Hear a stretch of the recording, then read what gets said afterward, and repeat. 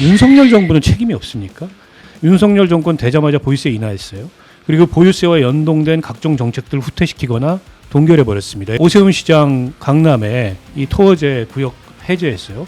그래서 다시 폭등이 일어난 거예요. 그러니까 이거는 윤석열 정부에서 시작된 폭등이지 이재명 정부 들어온 지 4개월 만에 일어난 일이 아니에요. 네. 그러니까 지금 그 민심이라는 게 이렇게 조금만 건드려도 상당히 그 폭발 지경인데요. 사실 이대로 부동산 투기를 시장을 그대로 두는 것 자체가 어쩌면 서민들의 주거 사다리 걷어차는 것 아니냐 이런 정부의 문제제기가 있었던 거고 투기 수요들이 예상하지 못한 범위로 선제적으로 지금 강한 조치가 나간 거다라는 점을 좀 말씀드려야 될 것 같아요. 진짜 여기서 했다가 후퇴하면 호구 잡힙니다. 빨리 가서 돌려줬을 때 그건 이럴 괜찮은데. 때는 정말 바로 돌려줬고 그거를 인지하지 못했으니까 수지 혐의가 안 되지만 네. 지금 김건희 씨 같은 경우에는 사용 흔적도 있다는 거 아니에요. 발 사이즈하고 목소리가 워낙 특이해요. 그래서 뭐 근데 거기 되게 높대요. 네. 거기 혼자 그냥 못 올라갈 올라간답니다. 수가 없대요. 아, 네. 옆에 조력을 받지 않으면 혼자 못 올라가요. 아 그래요. 이제 조금 있으면 계엄 내란 사태가 1년이 다 돼가거든요. 네. 이제서야 추경호 의원을 소환한다는 얘기가 나온다라는 게 저는 좀 안타까워요. 이제서야 그것도 내란 중요 임무 종사 혐의를 받고 있고 저는 당명이라도 바꾸면 내란 정당 이거 해선 적용하기 쉽지 않을 텐데 그러면은 내란 정당 피할 수 있죠. 근데 안 하잖아요. 윤석열과 단절하려고 우리가 한다 그래 단절할 수 있는 게 아니다. 뭐 이딴 얘기하고 면회 가서 울고 뭐 이러니까 더 쉬워지는 거죠. 만약 해산되면 국고 한수입니다. 한수예요. 한없이가 배운 시사 토크쇼 장르만 여의도 10월 23일 목요일 순서 시작하겠습니다. 반갑습니다. 정영진이고요. LG U+도 털렸습니다. 계정 관리 서버가 해킹 당했다 이렇게 당국에 신고를 했는데 이제 뭐 더 털릴 게 있나 제 정보 중에 뭐 다 제가 이제 LG U+거든요. 아 저도 플러스입니다. 아 그래요? 네, 털렸대요. 정말. 네, 그래서 제 정보는 이미 근데 뭐 다른 루트를 통해서도 많이 좀 털린 것 같긴 한데 이번에 또 털렸다고 하니까 문자 또 많이 오겠죠. 그렇죠. 여기저기서 문자 올 텐데 어떻게 처리하는지 한번 잘 보도록 하겠습니다. 자, 오늘 또 여러 뉴스들이 있는데 함께 이야기 나눠주실 분들 한 분 한 분 소개해드리도록 하겠습니다. 장현주 변호사님 나오셨고요. 안녕하세요. 어서 오십시오. 반갑습니다.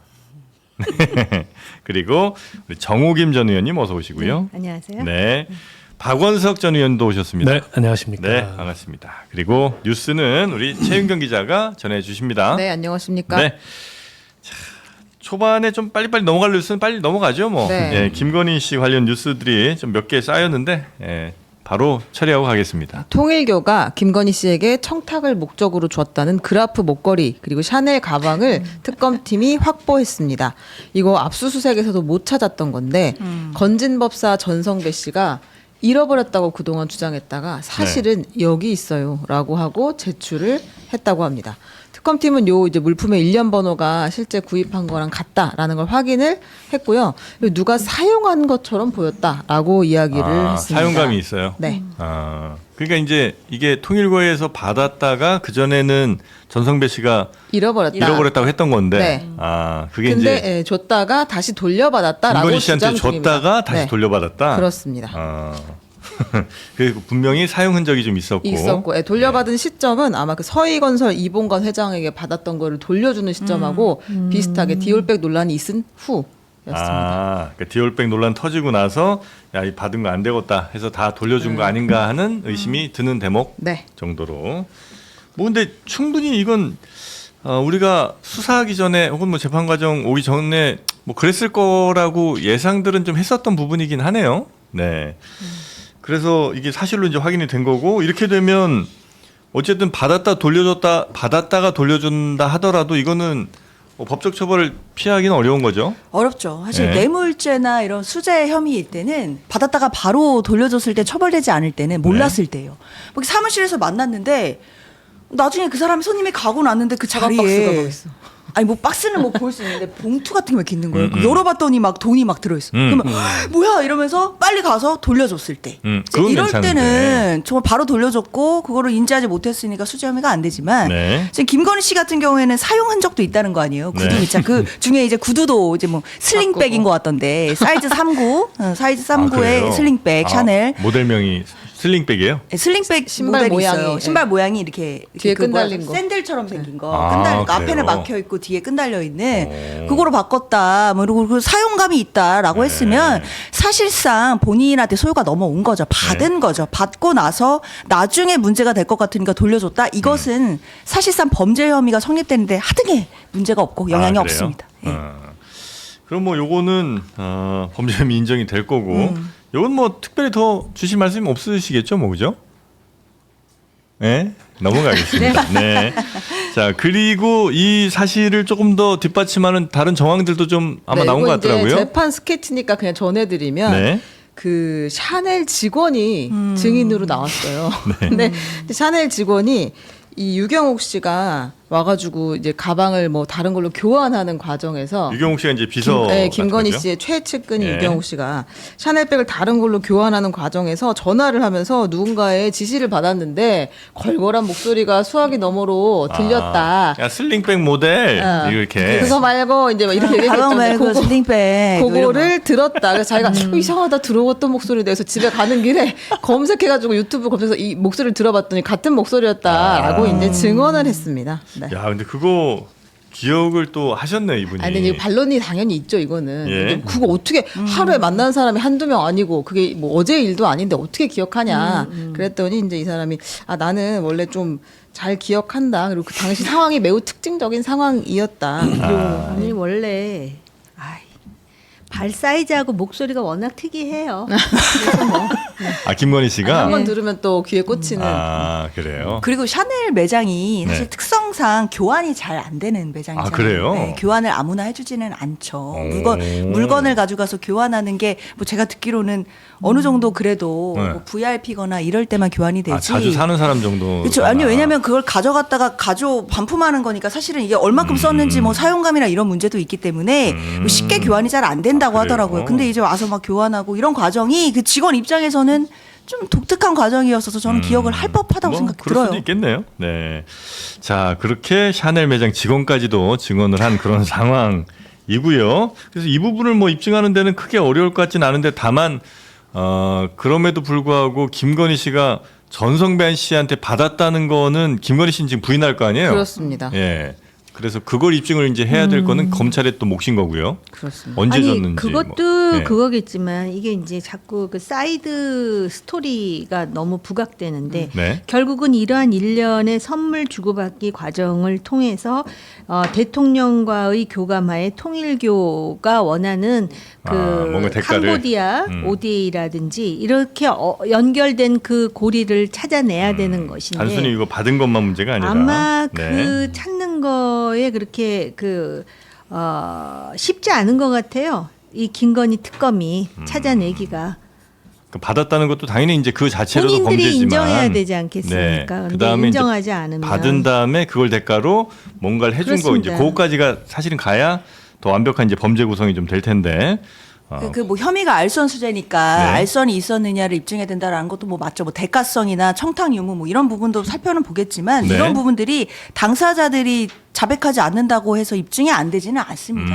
관련해서 뭐 그거 전달했던 윤 전 본부장이라든지 그 통일교 측에 네. 그 사람의 진술도 있을 거고 그리고 지금 건진법사가 이걸 이제 내놨다라는 게 뭘 의미할까요? 이제 각자 도생의 시대가 됐다라는 나도 거잖아요. 살아야 되겠다. 그리고 본인은 단순 전달자였을 뿐 그 알선수재 혐의와는 관계가 없다라는 취지의 진술을 하거든요. 네. 그렇다면 본인은 단순 전달자지만 다른 사람들은 알선이 있었는지 뭐 어떻게 진술했는지 알 수 없잖아요. 네네네. 그렇기 때문에 김건희 씨가 아무리 부인한다라고 해도 관련된 객관적 증거나 진술이 있다라고 한다면 혐의 빠져나기 어렵다고 봅니다. 네.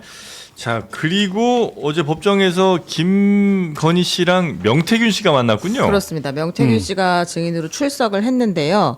김건희 씨 재판에 출석을 한 겁니다. 네. 그러니까 한 3년여 만에 두 사람이 대면을 하게 된 거예요. 아. 그런데 이제 서로 눈을 마주치거나 하진 않았고 거의 이제 김건희 씨는 고개를 숙이거나 정면을 보고 있었다고 합니다. 근데 여기서 명태균 씨가 우리도 여러 차례 인터뷰도 하고 이야기를 들어봤지만 이 얘기를 되게 어렵게 하잖아요. 핵심을 찾아내기 어렵게 네. 얘기하잖아요. 어제 비슷한 상황이 또 법정에서도 있어서 네. 재판장이 이렇게 하면 진행을 할 수가 없다. 예, 아니오로만 대답을 해라. 명태균 씨 말하는 스타일이 그렇죠. 이게 네. 무슨 말을 하고 싶은지가 되게 항상 멀리까지 갔다가 오니까. 맞아요. 근데 여기서 들을 말은 요거 정도였던 것 같아요. 김건희 씨는 선거에 대해서는 아무것도 모른다. 라고 이제 명태균의 주장입니다. 윤석열이 인기가 많아서 그 여론조사 결과 같은 거는 걱정하지 말라고 내가 안심하라고 한 거다. 이렇게 이야기를 했고 대가가 없었다라는 주장을 했습니다. 근데 저기도 마찬가지로 각자 도생인데 이해관계가 같은 거죠. 지금 명태균 씨는 자기 범행 일체를 지금 부인하고 있는 상황이잖아요. 네. 그 당시의 여론조사 결과는 그냥 자발적으로 자기가 본인이 윤석열 당선을 위해서 제공한 거고 그 대가로 김영선 공천이나 이런 걸 요구한 적도 없고 받은 적도 없다 이 주장이고 근데 그런 주장이 성립하려면 당연히 김건희가 선거에 대해서 뭘 몰랐어요. 개입을 했거나 뭐 알았거나 이런 게 아니다. 그래서 김건희를 방어해 준다기보다도 자기 방어 차원에서 저런 얘기를 하는 게 아닌가 싶은데 네. 또 어제 일부 보도를 보면 김건희 씨가 몸이 안 좋아서 퇴장한 이후에는 윤석열과 권력을 5대5로 나누기로 했다는 얘기를 자기가 들었다. 자기는 그렇게 알고 있다. 그러니까 앞에 얘기했던 거하고 조금 상반된 얘기를 또 해요. 그러니까 이제 명태균 씨도 좀 오락가락하는 측면이 있는 거고. 근데 우리 다 봤잖아요. 그 주고받은 카톡도 봤고 통화 녹취도 있지 않습니까? 그 윤석열 전 대통령의 그거 좀 해주라는데 말이 많네 뭐 이런 것도 그것도 있었고. 있고 김건희 씨하고 직접 통화한 통화 녹취도 있었고, 있잖아요. 누구하고도 네. 연락했고 누구하고도 연락할 거고 잘 될 거다. 걱정하지 마라. 뭐 고맙습니다. 때문에 본인이 뭐라고 주장하든 법정에서 그게 인정되거나 수용되기는 어려울 거다 이렇게 보여요. 네, 정황이라든지 문자라든지 하여튼 여러 기록 증거들이 매우 명확해 보이는 것들이 좀 많아서 뭐 이거 부정하기는 좀 쉽지 않아 보인다는 생각이 좀 들긴 합니다. 자, 그리고 김건희 씨가 문화재 막 돌아다니는 그 사진이 이제 좀 이슈가 좀 됐었는데 네. 그 용상 그러니까 왕 앉던 의자에도 좀 앉았었어요? 네. 그랬다고 하네요. 예. 그 우리가 앞서 이제 2023년 9월 12일 경복궁이 문을 닫은 날 김건희 씨가 국보인 경회로 2층에 올랐다라고 이제 이야기를 했고 그때 근정전에 있는 용상에도 앉았다라는 것이 어제 국정감사에서 드러났습니다. 참 그 궁사랑이 남달라요. 그리고 너무 이거는 그냥 웬만한 사람들은 앉으면 안 될 거라는 거에 대한 개념이 좀 있을 거 아니에요. 이게 그 경회루는 보물이고 근정전은 국보인데 네. 경회루 2층은 아주 제한적으로 개방이 된다 그러고요. 네. 그리고 근정전은 아예 실내에 들어갈 수가 없습니다. 관리자들 빼놓고는 우리가 네. 바깥에서만 볼 수 있는 거예요. 그 드라마에 나오는 근정전 내부도 다 세트지 그 근정전 들어가 찍는 게 아니에요. 당연히 그렇겠죠. 그렇겠죠. 근데 거기까지 들어가서 또 위에 그 어좌에 굳이 올라가서 앉아봤다. 뭐 들리는 얘기로는 이배용 그 예. 위원장이 동행했는데 그 사람이 국사학자잖아요. 그래서 이런저런 브리핑을 하면서 한번 앉아보시죠 이렇게 권했을 거다 이런 추정이 있는데 어찌됐건 간에 그런다 해서 거기 앉아본다는 거는 전두환도 안 한 짓이에요. 박정희도 안 한 짓이고 예전에 조선 그 식민지 시절에 조선 총독부의 총독인가가 한번 앉았다 난리 난 적이 있었대요. 그래요? 만세운동 일어날 뻔한 적이 있었다 그러더라고요. 오. 그래서 한마디로 한마디로 무식의 소치다라는 생각밖에 안 들고 너무 개념이 또 한 가지는 윤석열 대통령하고 동행해서 네. 혹은 김건희 씨 따로 서울에 이제 3대 궁이 있잖아요. 창덕궁, 덕수궁, 경복궁.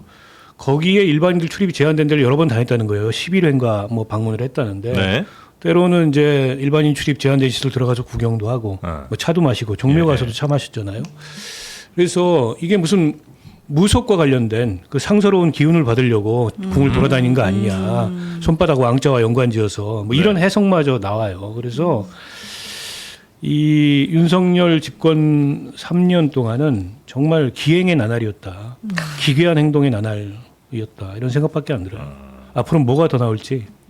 너무 이건 좀 무개념 행동이었던 것 같아요. 누가 뭐 지휘공 고아를 막론하고 이건 여기에 앉을 생각을 한다는 거는 문화재에 대한 너무 개념이 좀 없었던 것 같다는 생각이 좀 들기는 합니다. 근데 어제 누가 앉으라고 했느냐라는 질문을 계속 받았었는데 정용석 국립박물관 문화재단 사장이 하다가 본인이 가서 앉지 않았을까 싶다. 이제 계속 이동 중이었기 때문에 앉았더라도 1, 2분 정도다라고 답을 했습니다. 네. 근데 거기 되게 높대요. 네. 거기 혼자 그냥 못 올라갈 수가 올라간답니다. 없대요. 아. 옆에 조력을 받지 않으면 혼자 못 올라가요. 그래요? 뭐 가봤어야 알지. 이거 뭐. 예.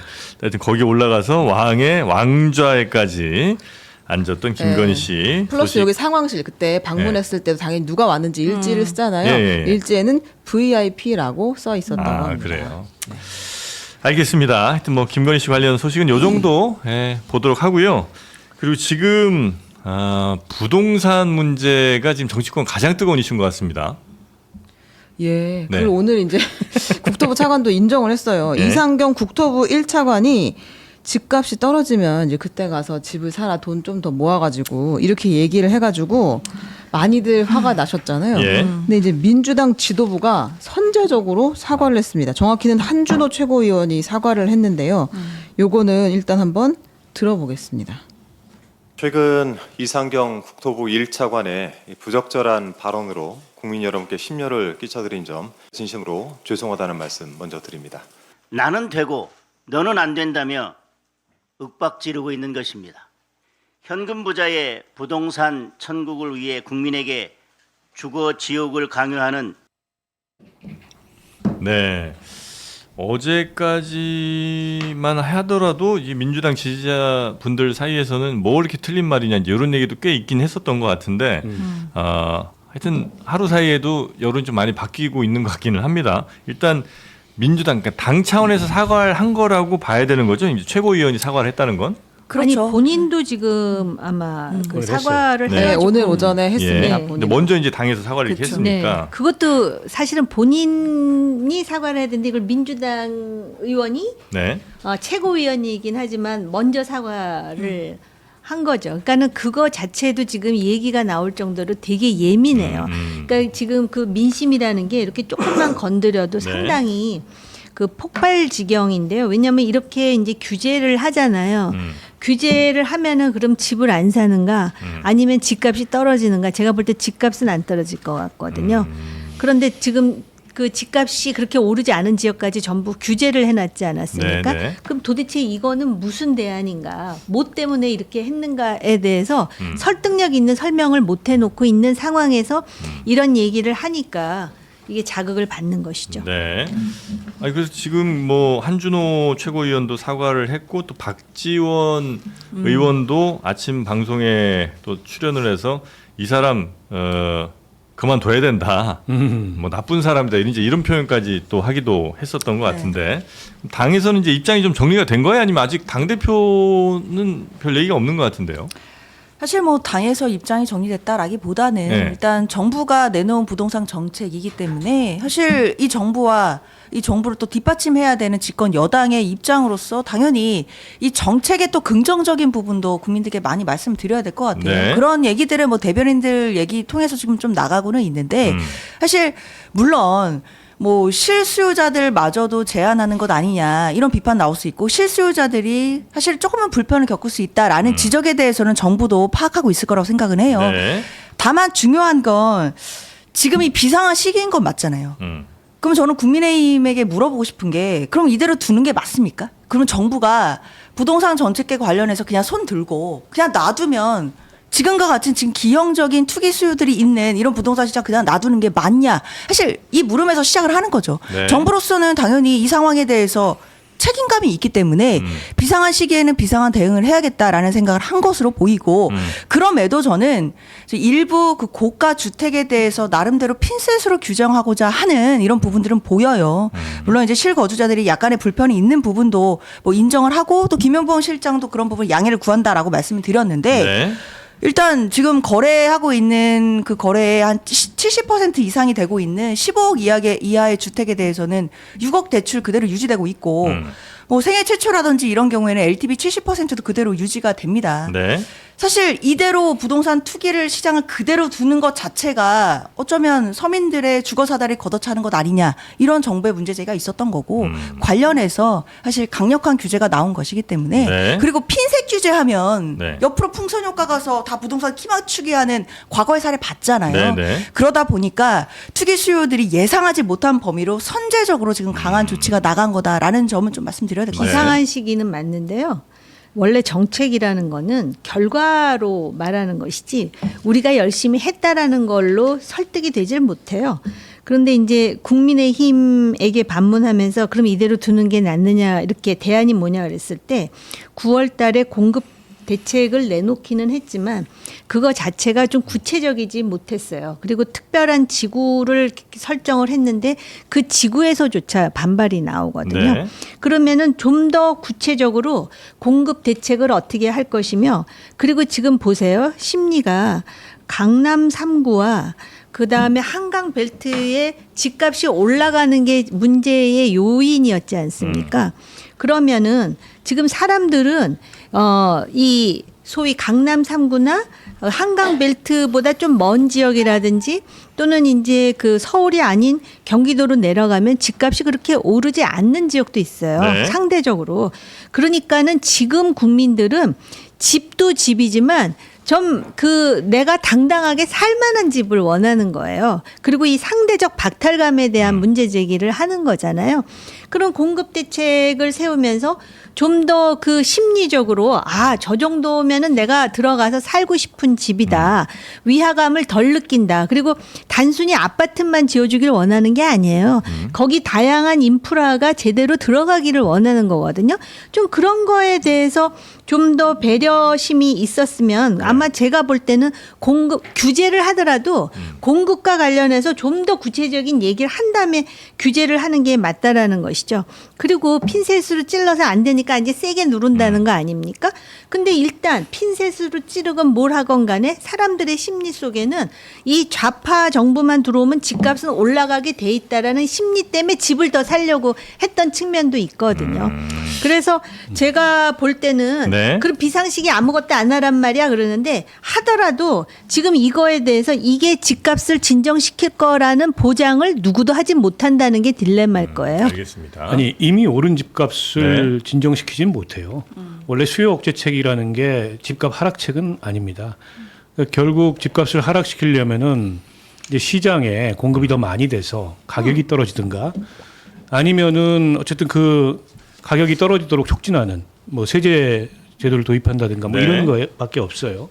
근데 이번에는 이제 그 이전 단계에서 지금 이제 급등하고 과열되니까 그걸 일단 브레이크를 꽉 잡은 이런 정책이라고 볼 수 있을 것 같고, 그러니까 정책의 옳고 그름 문제하고 그걸 바라보는 국민들의 심리 문제가 따로 있는데 이제 후자를 관리하는 데 실패한 거죠. 지난번에 김병기 원내대표가 뭐 수억 수십억씩 빚내서 집사하는 게 맞냐, 이 얘기도 비슷한 맥락이에요. 아니 당신들은 과거에 다 그렇게 집사가지고 또 지금 이번 대책대로라면 집을 살 수 없는 방식, 갭 투자, 네. 전세 끼고서 이런 걸 통해서 다 이제 고가의 자산을 형성한 건데, 이제 와가지고 그렇게 하겠다는 의지에 대해서 비난을 하는 게 맞냐, 이게 한 측면이 있고, 지금 이상경 차관 같은 경우에 네. 그 얘기 자체는 뭐 정책 입안자로서 일반론으로서 할 수 있는 얘기라고 저는 생각해요. 근데 봤더니 본인은 어쨌든 갭 투자를 해가지고 수십억 원의 집을 보유하고 있고, 지금 이번 정책을 주도한 것으로 일컬어지는 뭐 대통령실의 정책실장, 기재부 장관, 국토부 지금 차관, 또 금융위원장 전부 다 갭 투자해가지고 실제 거주하지 않는 이제 전세 낀 주택을 보유하고 있잖아요. 네, 네, 강남에. 그러니까 이런 것들에 대한 이제 민심이 저는 폭발하고 있다고 보고요. 그러니까 이게 정책이 별론 거예요? 아니면 이 사람들의 발언이 국민적 감정 반발심을 많이 키웠다는 거예요? 둘 다예요? 전 둘 다라고 둘 보는데, 다예요. 근데 정책은 일단 이게 이걸로 완성된 정책이 아니에요. 후속 대책들이 더 필요하고, 아까 의원님 말씀이 맞아요. 저걸로 집값 안 떨어집니다. 그리고 강남과 한강벨트가 오른 건데 너무 러프하게 이 규제 범위를 확대한 거 아니냐, 이 지적도 저는 일견 타당하다고 생각해요. 네. 실수요자들을 고려해서 조금은 더 세심하게 대책을 마련하는 게 어땠을까. 근데 문재인 정부 때 그렇게 했다가 걷잡을 수 없이 풍선 효과가 일어나는 바람에 결국에 실패했다. 이 학습 효과가 너무 센 거예요. 그렇다 보니까 일단 선제적으로 묶고, 그리고 나머지 이제 부작용을 추후에 다른 정책으로 보완하자, 이렇게 지금 접근을 하고 있는 건데, 거기 한 가지 더 추가된 동기가 부동산 시장에서 유동성을 빼서 자본시장으로 옮겨야 되겠다, 이 목적의식이 굉장히 강합니다. 네. 근데 그거는 부동산 시장을 억누른다고 자동적으로 일부는 빠지겠지만 자동적으로 주식시장에 돈이 들어가서 주식시장을 그게 버팀목이 되는 그런 건 아니거든요. 네. 주식시장의 원리는 또 따로 있어요.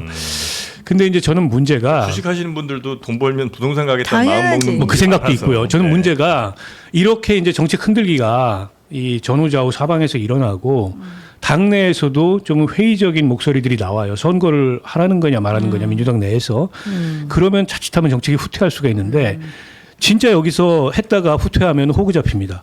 그때부터는 정말 이 시장에서의 그런 투기적인 흐름을 막을 수가 없어요. 그래서 저도 약간 그거는 동의합니다. 진짜. 네, 정책의 일관성이 굉장히 중요해요. 일단 간 거 어쩔 수 없어요. 이건 하고 그다음에 이후에 세제 공급 네. 대책 이거를 구체화시켜서 맞습니다. 보완해야 됩니다. 지금 근데 아니, 그런 분위기가 있어요. 그러니까 어떠냐면 저의 의문은 이거였는데 한준호 위원이 왜 이걸 먼저 사과하지? 그러니까 보통은 만약에 당에서 사과를 해야 한다고 하면 당 대표가 얘기를 하겠죠. 당 차원에서. 근데 그게 아니라 최고위원이 먼저 사과를 해요. 사과를 했을 때 그럼 당 대표가 얘기하기는 조금 멋쩍었나라는 거 하나랑 그 국토부 차관은 이거는 거의 조지는 거잖아요. 너도 빨리 사과해 지금 이런 분위기였던 건데 그래서 오늘 사과가 이어서 나온 거 아닙니까? 지금 뭐 사퇴하라는 이야기까지 나왔었고. 근데 지금 민주당 내에서는 진짜 그 지방선거에 대한 위기감 때문에 이 정책을 이렇게 가면 안 된다라는 이야기들이 계속 나오고 있어요. 예를 들면 공급 대책을 빨리 마련하겠다라고 하는 그 과정에서 네. 재건축 초과이익 환수제를 완화한다. 좀 초과이익 환수를 좀 완화해서 재건축 할 수 있도록 빨리빨리 추진할 수 있도록 해야 되는 거 아니야? 이런 이야기들도 나오고 있고 네. 보유세 올리면 우리 선거 어쩌라는 거야? 보유세를 가지고 집값을 잡을 수는 없어. 이제 이런 이야기들이 민주당 내에서 나오고 있다는 겁니다.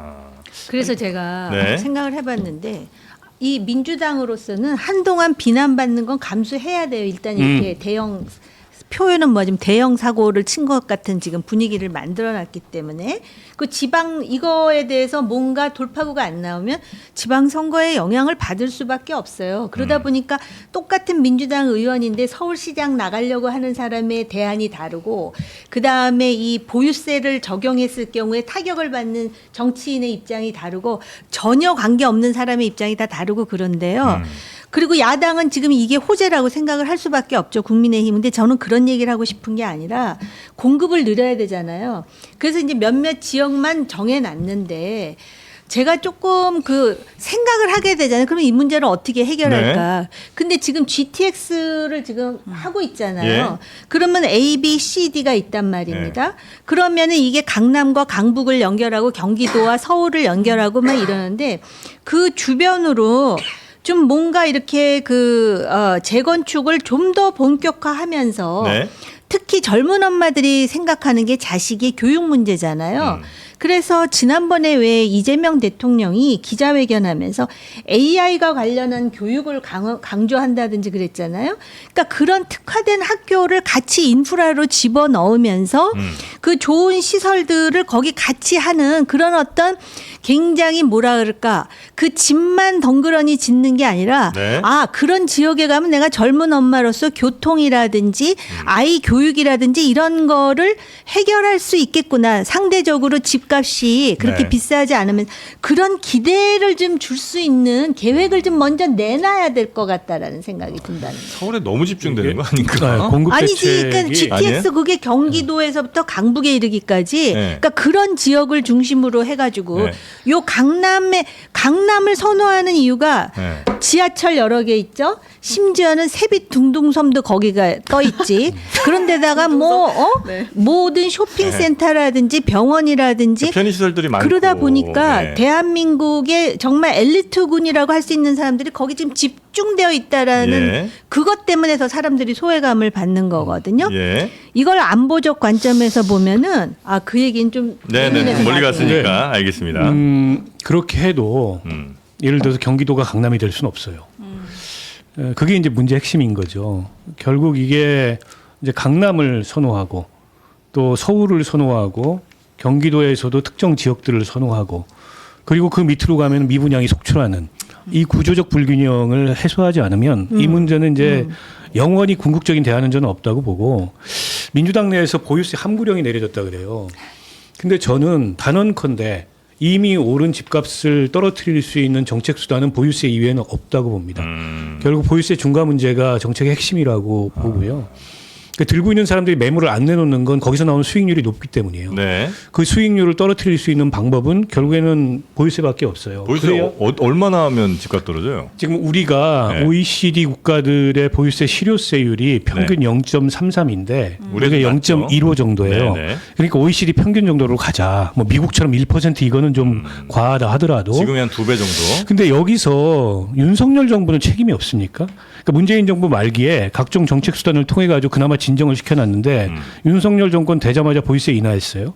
그리고 보유세와 연동된 각종 정책들을 후퇴시키거나 동결해 버렸습니다. 예를 들어서 그 부동산 공시가격 현실화율이라든지 공정시장 가입 비율이라든지 네. 이제 그런데다가 오세훈 시장 강남에 이 토어제 구역 해제했어요. 그래서 다시 폭등이 일어난 거예요. 그러니까 이거는 윤석열 정부에서 시작된 폭등이지 이재명 정부 들어온 지 4개월 만에 일어난 일이 아니에요. 네. 근데 마치 지금 국민의힘은 자신들은 아무 책임이 없다는 듯 빚내서 집사라 정책을 취하지 않으니까 이건 반시장적이다.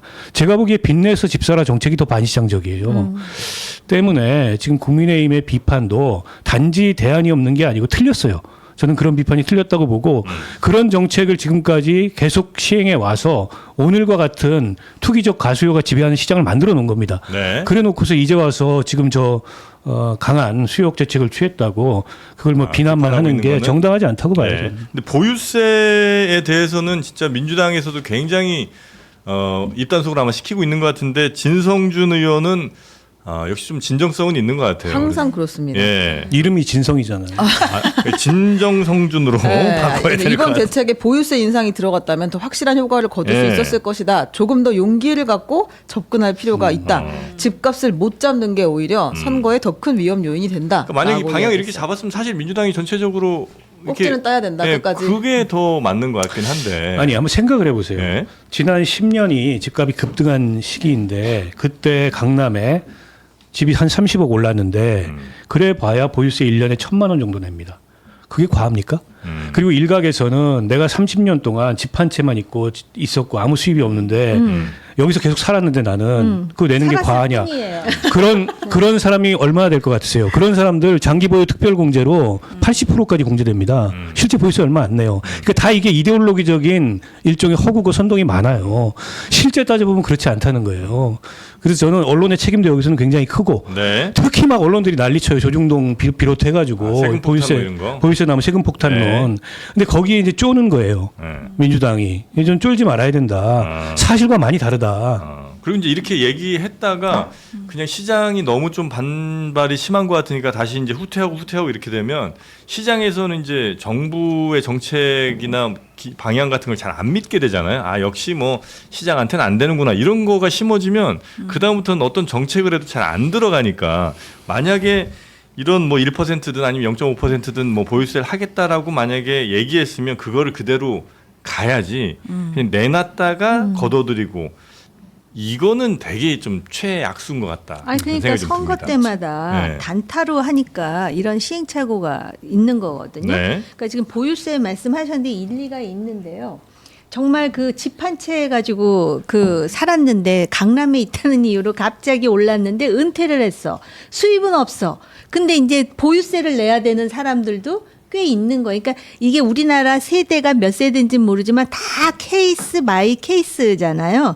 그래서 제가 볼 때 일단 통계를 좀 정확히 내고 네. 아까 의원님 말씀도 맞는 게 이 집값이 이렇게 된 책임이 누구에게 있느냐 여론조사해 보면 여당하고 야당하고 그게 오차 범위 내에 있더라고요. 책임이 다 있죠. 정권을 수임한 측에서.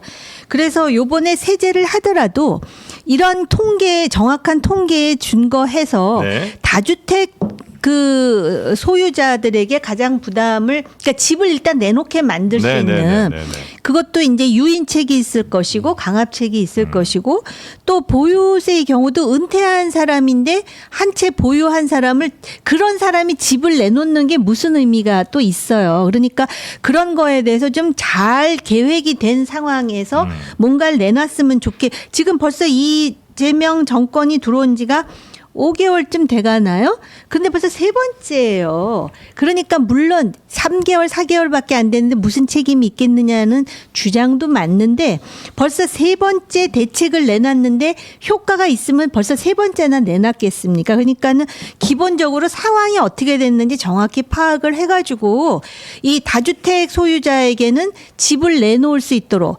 그러나 그러면서 강남이 아닌 지역에 특화할 수 있는 뭔가 새로운 어떤 그런 그 견인할 수 있는 그런 매력을 만들 수 있는 그런 대책을 내놓는 게 필요하다라고 봐요. 네. 자, 그래서 지금 민주당 내에서도 지금 다른 목소리들이 있는 거고, 그 다음에 서울의 구청장들도 좀 목소리를 내기 시작했죠. 네, 그렇습니다. 국민의힘 소속이나 또 무소속 단체장이 이끄는 15개 곳의 구청장들이 아니 왜 우리를 무시하고 일방적으로 토지거래 허가 구역을 지정을 한 것이야 철회해라고 주장하고 나섰습니다. 네. 역시 뭐 지방선거를 또 의식한 거라고 봐야 되겠죠. 이런 행보들도. 네, 일반적으로 이제 재건축 재개발이 진행되고 있었던 구의 이제 구청장들이 더 많긴 많죠. 갑자기 막힌다고 생각하니까. 네. 서울 내에서 사람들이 살고 싶은 그 동네에서 추가로 더 공급이 나오기는 아무리 쥐어짜도 좀 어려울 것 같은데. 아니 근데 또 찾아보면 있어요? 공공기관이라든 지금 그래서 정부가 그 네. 공급 대책 내놓으면서 네. 잘 쓰지 않는 어떤 네. 지역이라든지 공공기관이라든지 또 공실률이 너무 높은 뉴욕 같은 데 가보면은요. 네. 원래는 그 뭐라 그래? 회사 건물이라 그래. 오피스 건물인데 그거를 아파트로 개조해 가지고 그런데 그 뉴욕 건물들은 보통 100년씩 그 써도 건물이 멀쩡한데 우린 30년마다 이거 재건축하면서 그 상전 벽해가 일어나면서 소위 그 뭐라 그럴까 그 상대적 박탈감을 심화하면서 지금 이런 지경까지 온 거거든요. 네. 그러니까 좀 더 창의적인 그런 아이디어가 필요한데 일단 그 민주당 쪽 정부가 들어오면 일단 개혁의 이름으로 진 누르고 세금을 많이 받고 규제를 하고 그거 외에 뭔가 공급과 관련한 그런 그 소위 주택 소비자들, 잠재적 네. 소비자들이 그 관심을 가질 수 있는 그런 아이디어가 안 나오는 게 문제죠. 찾아봐야 되겠죠. 이거는. 세금을 늘린다고 말은 하는데 제대로 늘리지도 못하고. 늘리기 어려울 거예요. 네, 지방선거. 못하는 것 같은데. 부동산 정책을 뭐 누구는 뭐 킬러 문항이다 이런 얘기를 할 정도인데 너무 어려우니까. 그렇죠. 객관식도 아니고 주관식도 아니고 이건 거의 논술형 서술 시험이라고 생각이 들어요. 네. 그렇기 때문에 답이 있느냐라는 부분에 전 좀 회의가 듭니다. 어떤 게 정답일지 뭐 아무도 모르는 건데, 근데 문제는 지금 수요 억제책을 먼저 하고 그 다음 나올 게 이제 공급 대책이고 아마 세제 개편은 저는 최후의 수단일 거라고 생각은 들어요. 그 당의 지금 기조도 뭐 보유세라든지 이런 부분들은 뭐 어쨌든 현실적으로 내년 선거도 앞두고 있는 상황이기 때문에 뭐 함부로 꺼내기가 어려운 뭐 세제 개편인 것도 분명한 것 같고요. 그렇기 때문에 공급 대책이 좀 빠르게 또 섬세하게 좀 나와줘야 된다라는 생각은 동의합니다. 근데 알겠습니다. 저는 이게 수요 억제책과 이제 공급 대책이나 혹은 세제 대책이 다 맞물려 있거든요. 근데 이게 이제 순차적으로 뭐부터 하고 이렇게 접근하는 게 오히려 어떻게 보면 정책의 안정성이나 이런 걸 떨어뜨릴 수 있다고 봐요. 왜냐하면 동시다발적으로 가요. 이런 겁니다. 그 서울 같은 경우에 대규모 택지 개발은 불가능해요. 없으니까. 그런 땅이 그린벨트 해제하지 않는 이상. 근데 그린벨트 해제는 불가능해요, 이제. 이 세계적인 정책의 추이로 봐도 그렇고 우리도 지금 불가능합니다. 그럼 나머지에서 쥐어짜야 되는데 하나가 이제 주거 정비 사업이죠. 재건축 재개발. 근데 그건 잘못 건드리면 아까 그 재건축 재개발 그 개발 부담금 인하하자. 이러면 이제 가공할 투기가 발생해요. 그냥 목숨 걸고 삽니다. 그런 얘기 나오면은 어떻든 간에. 그게 아니고서는 짜투리 땅을 개발하거나 아니면 굉장히 중요한 공급책이 다주택자들이 집을 내놓게 하는 거예요. 왜냐하면 서울의 주택 보급률이 그렇게 높지는 않아요. 한 94% 되는데 자가 보유율이 50% 조금 넘는 수준이에요. 결국 누구는 많이 갖고 있고 누구는 못 갖는 겁니다. 그럼 많이 갖고 있는 사람들이 내놓게 해야 되는데 지금 안 내놔요. 왜냐하면 세금으로 그냥 버티는 게 수익률이 훨씬 더 높으니까 나중에 가서 그 집을 팔았을 때. 그러니까 결국 들고 있는 게 괴로울 정도로 이제 보유세를 현실화하면 내놓게 돼 있습니다. 대신에 거래세는 좀 낮춰줘야 되겠죠.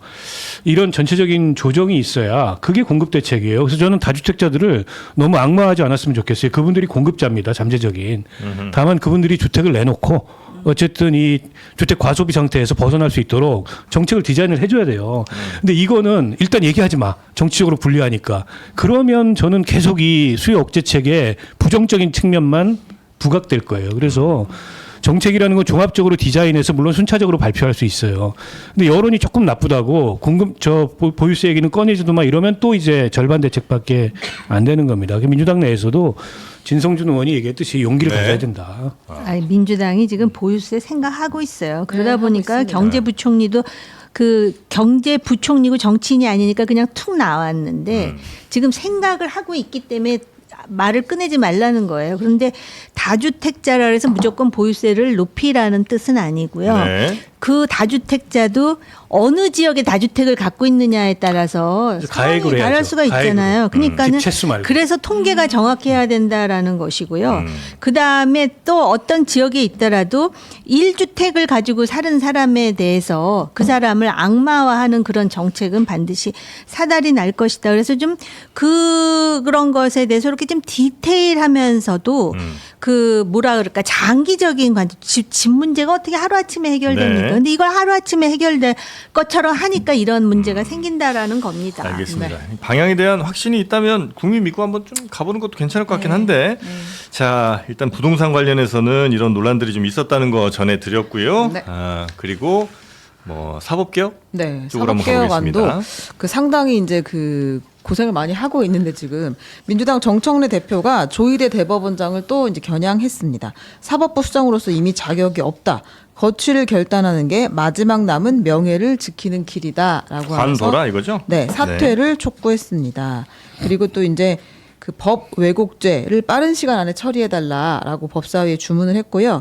그리고 사법개혁안 플러스 5대 사법개혁안이 대법원장 늘리는 것부터 시작해서 있었잖아요. 법관평가제 등등. 대법관들. 네, 플러스 재판소원을 도입하겠다라는 걸 확고하게 이야기하면서 사법부를 압박하고 있습니다. 재판소원이라는 거는 대법원 판결까지 끝났지만 여기에 대해서 도저히 뭐 인정할 수 없다거나 아니면 그 헌법 침해가 있었다. 뭐 라고 이렇게 하면 판단을 한다면 네. 한 번 더 할 수 있는 거죠. 근데 이거는 뭐 헌법 개정이 필요한 건 아닙니까? 우리나라 삼심제가 헌법에 삼심제가 있을 거 헌법에 아니에요. 있지 않아요? 아니 그렇죠. 그 삼심제는 있고 네. 거기에서 사법부의 최고 기관이 대법원이라고 해놓은 거는 있죠. 예. 근데 그거랑 좀 다르게 봐야 될 것 같아요. 그래요? 그러니까 이걸 마치 국민의힘에서는 사실상 사심제다라는 프레임을 들고 왔기 때문에 이런 예, 문제가 예. 있는 건데 예. 사실 저도 이제 사시 공부할 때 헌법을 공부하다 보면 이제 헌법재판소 제도를 보다 보면 그때 그런 의문이 반드시 들어요. 헌법재판소법에 보면 헌법소원제도가 있고 헌법소원제도는 국가 공권력이 국민의 기본권을 침해하면 이거 잘못됐어요라고 헌법소원을 제기하는 거거든요. 네, 그건 누구나 근데 할수 있는 그 거죠, 중에 그건. 네. 헌법재판소법 68조에 보면 법원의 재판을 제외하고라는 예외가 있거든요. 예. 그때 이제 모든 학생들이 다 그런 의문을 드는 거죠. 왜 국가 공권력이 기본권을 침해하면 당연히 국민은 이거를 문제 제기할 수 있어야 되는데 사법권만 왜 예외지? 이게 어떤 논리 필연적으로 가능한 건가? 이런 의문들이 있고 이 부분에 대한 학자들의 논의도 치열해요. 네. 지금 헌법재판소법에는 법원의 재판은 제외하고 헌법소원할 수 있도록 되어 있지만 실제 헌법재판소의 과거의 판례를 보면 명백히 헌법에 위반한 대법원의 결정은 위헌이라고 판결한 게 있어요. 네. 아주 극히 예외적인 거지만 그러니까 뭐 헌재에서 어떤 법률에 대해서 한정 위헌 결정을 냈는데 이걸 그냥 대법원이 그대로 적용해서 마치 헌재의 결정을 무시하고 그런 결정이 나왔다라고 한다면 헌재에서 그거 위헌이라고 우리가 판결했는데 왜 대법원 판결 잘못됐다라고 취소할 수 있다라는 판례가 있었어요. 네. 근데 그게 헌재와 대법원 그 기관끼리의 사실은 치열한 좀 그런 다툼이랄까요? 알력 싸움도 좀 네, 있는 네, 부분들이 네. 있고. 우리 헌법재판소가 87년 헌법을 통해서 도입이 됐거든요. 그 88년에 그 헌재가 만들어졌는데 그때 이제 정치적 타협의 산물이었습니다. 재판소원 제도를 제외한 게. 왜냐하면 대법원에서는 헌재 반대했거든요. 그리고 대법원이 어쨌든 헌법에 대한 최고 해석 권한을 갖는 나라들도 꽤 있어요. 네. 헌법재판소가 별도로 있는 나라들도 있지만 그래서 일종의 이제 대법원의 반대를 무마하기 위해서 절충적으로 헌법소원에서 재판소원은 뺀 겁니다. 네. 근데 우리 헌법 111조에 보면 헌재가 심판할 수 있는 대상들이 일단 위헌법률 심판할 수 있고요. 그다음에 탄핵 심판할 수 있고 정당해산 심판할 수 있고 권한쟁의 심판할 수 있고 마지막에 법률에 따라서 헌법소원 심판할 수 있다 이렇게 돼 있어요. 때문에 저는 저 재판소원 제도가 위헌이다라고 얘기하는 주장은 잘 납득이 안 돼요. 저는 할 수 있다고 봅니다. 다만 어떤 조건 하에서 그러면 재판 소원을 할 거냐. 네.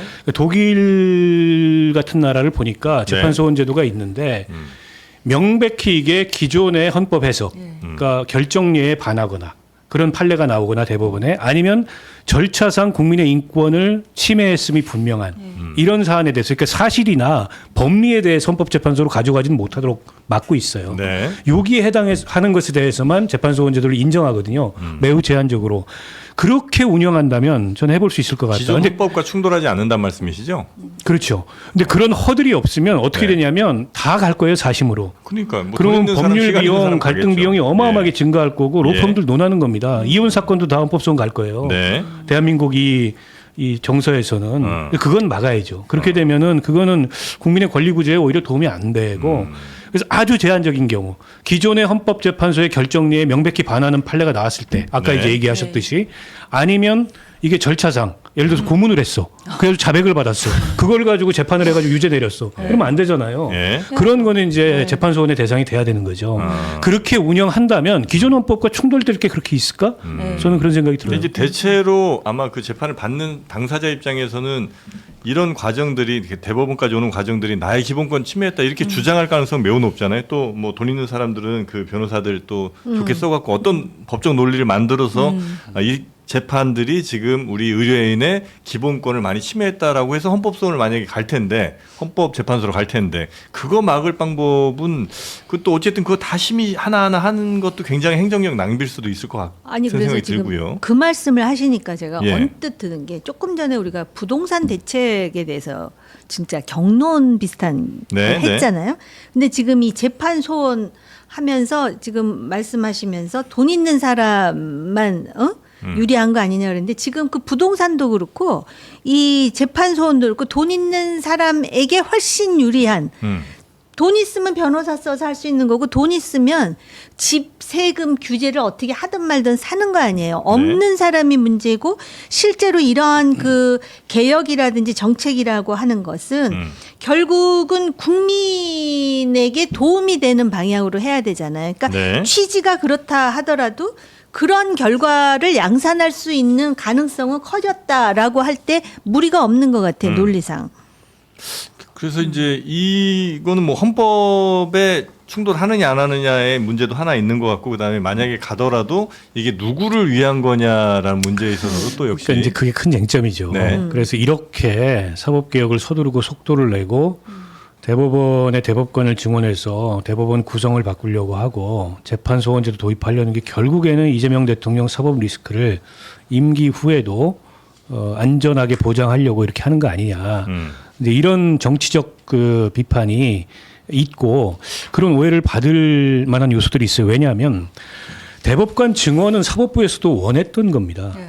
다만 이 증원의 규모, 속도 이렇게까지는 너무 과하다. 그리고 그 과하다는 지적은 타당한 것 같아요. 네. 근데 여러 이제 전문가들도 이렇게까지 가면 오히려 1, 2심 부담이 더 커져서 이 재판의 속도나 이런 거 더 느려질 거고 전체적으로 사법부의 안정성을 떨어뜨릴 거다. 이런 지적이 있어요. 그 저는 귀담아 들어야 된다고 생각하고 때문에 총론이 맞더라도 그걸 어떤 방향으로 어떤 속도로 할 건지에 대해서는 훨씬 더 디테일한 공론화 과정이 좀 필요하다고 보고요. 네. 그러니까 지금 22명을 그러면 임명하는 거 아니야. 뭐 이 논란이 있잖아요. 근데 10명은 임기가 끝나니까 아니어도 임명하게 돼 있는 거고 다만 이제 새로 되는 12명을 임기 내에 다 임명하다는 거 이게 문제 핵심이잖아요. 네.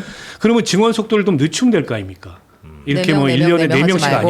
아니고 1년에 뭐 1명씩이든지 2명씩이든지 그런데다가 문영배 그 전 헌법 그 재판소장 권한대행이 인터뷰해 놓은 거 최근에 보면 그 상고심 제도 개선은 여러 방법이 있다. 네. 대법관 증언하는 거 말고 예를 들어서 상고를 그냥 누구나 다 할 수 있게 하는 게 아니고 허가제 같은 걸 도입을 해서 제한적으로 반드시 이거는 법률심을 받아봐야 되는 것만 상고하도록 한다든지 그런데다가 또 이게 1, 2심이 지금 이 1, 2심에 적체가 있으니까 대법원 적체가 오는 거죠. 네. 거기에 증언을 한다든지 여러 방법이 있는데 왜 이걸 단순하게 대법관 숫자로만 얘기하냐.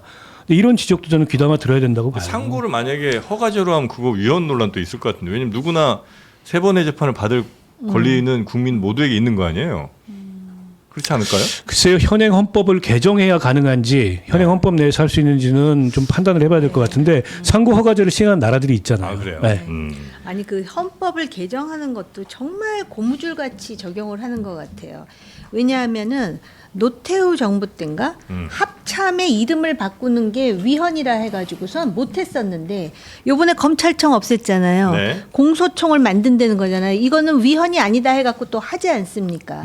근데 사실은 이렇게 정치적인 그러한 동기로 해가지고 이 해석을 마음대로 이렇게 늘렸다 줄였다 하는 이 전례를 만드는 게 과연 우리나라의 어떤 사법 체계에는 말할 것도 없고 네. 이게 바람직한 일이냐 하는 방법이고 그다음에 대법관을 늘린다라고 해가지고 지금 한꺼번에 늘리는 거기 때문에 문제가 되잖아요.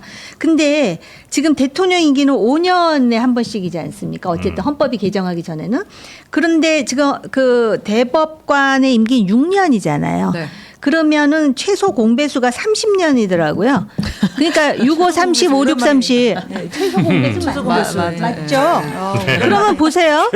대통령이 5년에 한 번씩 해서 요번에 22명을 바꾸잖아요. 네.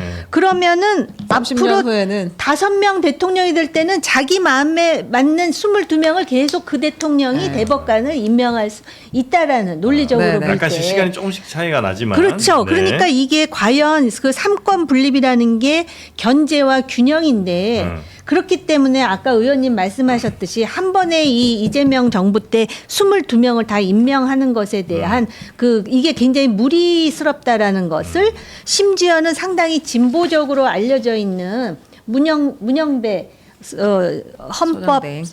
재판관도 얘기하지 네. 않습니까?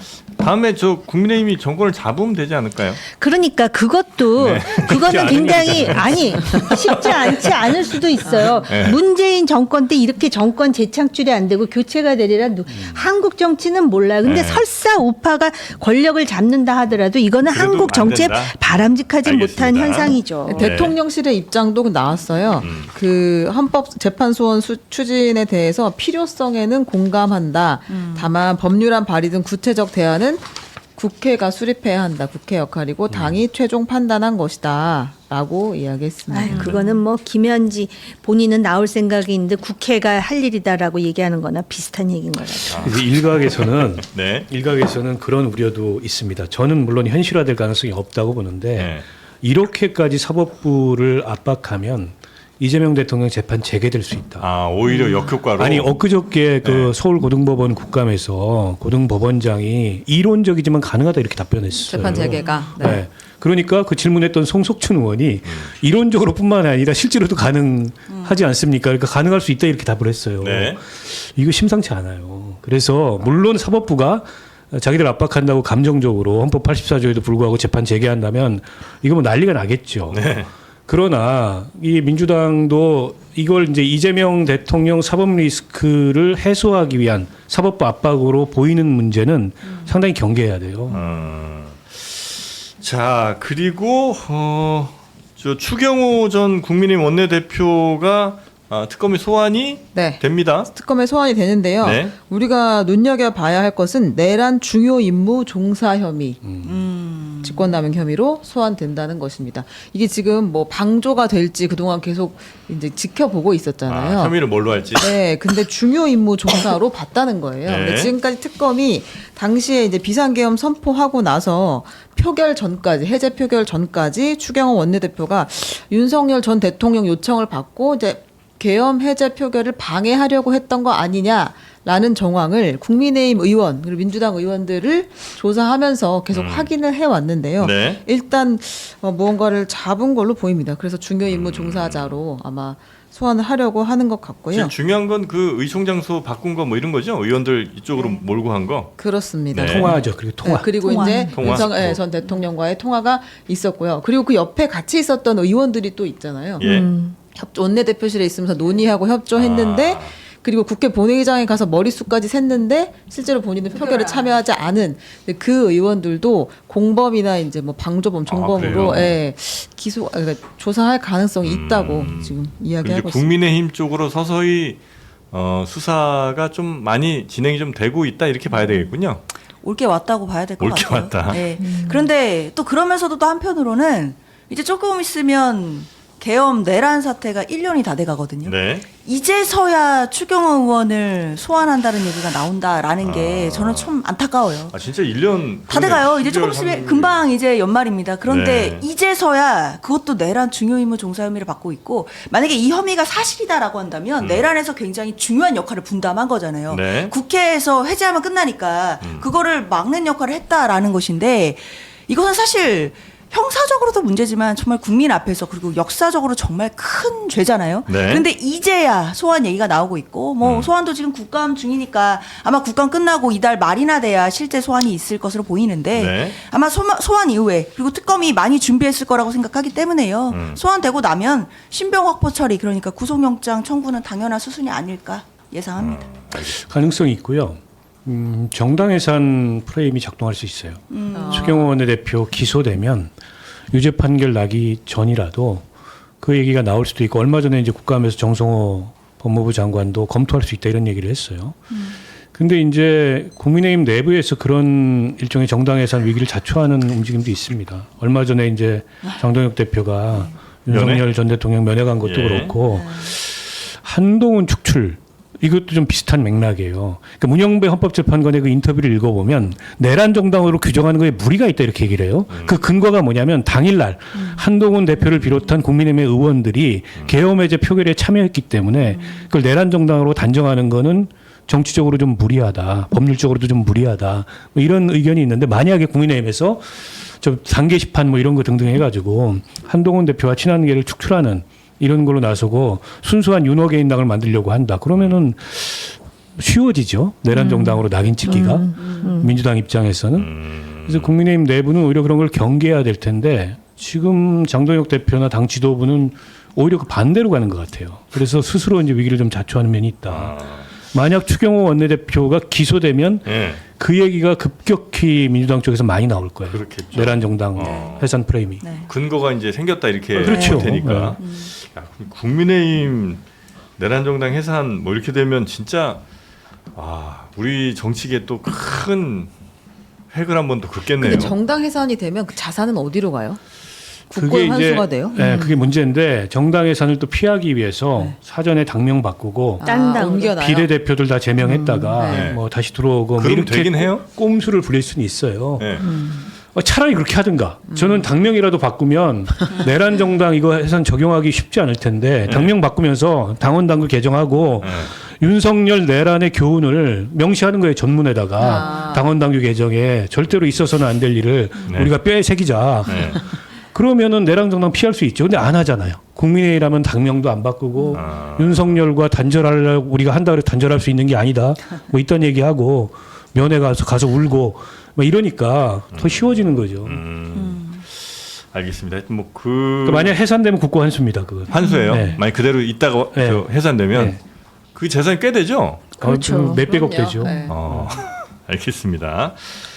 자, 하여튼 오늘 뉴스 뭐 요 정도 전해드리면 될 것 같고요. 오늘 또 저희 스튜디오에 5명 정도가 있는데 5명 모두에게 꼭 필요한 필수 아이템 하나 짧게 소개해드리고 잠시 후에 이동영 작가 만나러 가겠습니다. 동키라고 그 아시죠 당나귀? 네. 지난번에 말씀하신 거 그러셨어요? 맞습니다. 발라보셨죠? 그 이게 나온 지 꽤 됐대는데요. 당나귀. 워낙 유명해요. 유럽 같은 데서는 네. 예, 이 화이트 골드라고 불릴 만큼 굉장히 그 특별한 예, 그 고급 소재의 로션, 그러니까 저 크림이라고 해야 되나요? 네, 국내에선 유일하게 직영 당나귀 목장에서 당나귀들이 열심히 젖을 짜고 있습니다 지금. 네, 그래서 요 크림을 그 동키 크림을 만들고 있는데 요게 항산화, 항염 그리고 미백 특허까지 받은 진 고기능성 크림이라는 거죠. 일단 한번 짜 보시면 요게 이제 쭈루루 흐르면서 아주 쫀쫀하게 피부에 탁 밀착되는 그 느낌. 네, 그거 맛을 잊지 못해서 이제 요걸 계속 사시는 건데. 대신 이제 끈적이진 않습니다. 그래서 뭐 남자친구나 여자친구 이렇게 서로 이렇게 마주칠 때 혹시 끈끈하게 붙어버릴까 걱정하시는 분들이 있는데 그렇게 끈끈하지 않고요. 예, 뽀송뽀송하게 또 완성이 되고 2주 정도 바르시면 확실히 내 피부가 탄력이 좋아졌다는 느낌을 아마 받으실 겁니다. 그 40% 피부 탄성 개선된 그 임상 결과도 있다고 하니까 그거 한번 확인해 보시면 좋을 것 같고요. 특히 그 콜라겐이 큰 상태로 있으면 피부로 잘 들어가지 못하는데 아주 초저분자 콜라겐으로 주름 사이사이를 잘 채워드리는 이 동키 크림, 영상 아래 더보기 링크에서 구매하시면 52% 할인을 해드립니다. 그리고 바른 후에 광채가 안 났다 싶으면 100% 환불 또 해드린다고 하네요. 와, 이거 놀라운 정프로 일입니다. 이마에 동키크림 바르고 그러니까 우리 정프로 이마가 지금 반짝반짝한 게 거의 얼굴 빛이죠. 거의. 물건인데? 이마에만 바른 거 아니에요? 자, 요거 직접 이렇게 링크를 통해서 구매하셔도 되고요. 아니면 전화로 또 문의 상담 구매하셔도 됩니다. 010-6380-4733 이렇게 해보셔도 되니까 실제 구매자분들의 리뷰도 한번 보시고 잘 비교해 보셔서 선택하시기 바라겠습니다. 디어오늘 엘리시어 동키 크림입니다. 자, 오늘 세 분은 여기서 그러면 보내드리고 다음 주에 다시 모시도록 하겠습니다. 고맙습니다. 고맙습니다. 감사합니다.